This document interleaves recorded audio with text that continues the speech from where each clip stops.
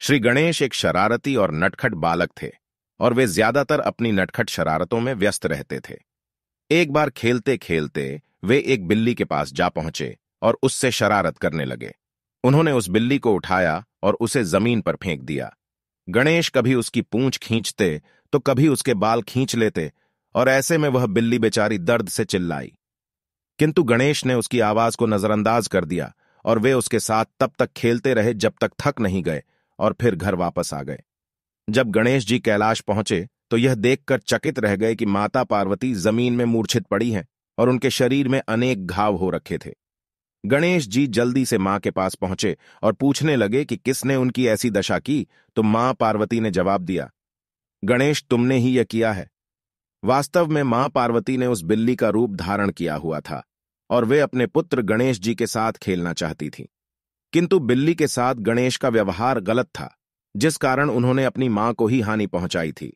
गणेश जी को अपने इस व्यवहार पर दुहक हुआ और उन्होंने अपनी मां से क्षमा मांगी, साथ ही किसी भी जानवर के साथ स्नेहपूर्ण व्यवहार करने का संकल्प भी लिया।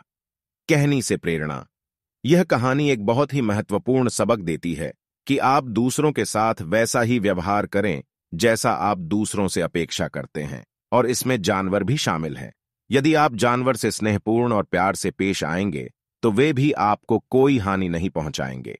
गणेश जी की दूसरी कहानी, कुबेर का घमंड। कुबेर एक प्रसिद्ध और ब्रह्मांड में सर्व समृद्ध देव थे।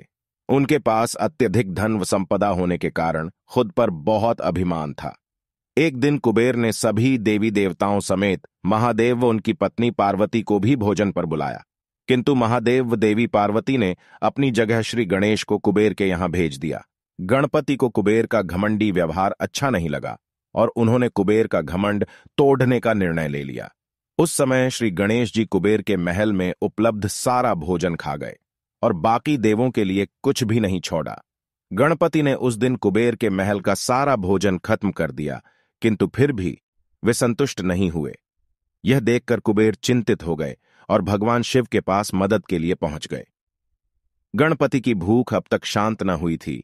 तब भगवान शिव ने गणपति को एक कटोरे में अनाज खाने के लिए दिया और तब जाकर उनकी भूख शांत हुई। कुबेर को अपनी गलती का एहसास हुआ और उन्होंने अपनी संपन्नता को अन्य प्राणियों में बांटने का निर्णय किया। जय हो गणेश जी।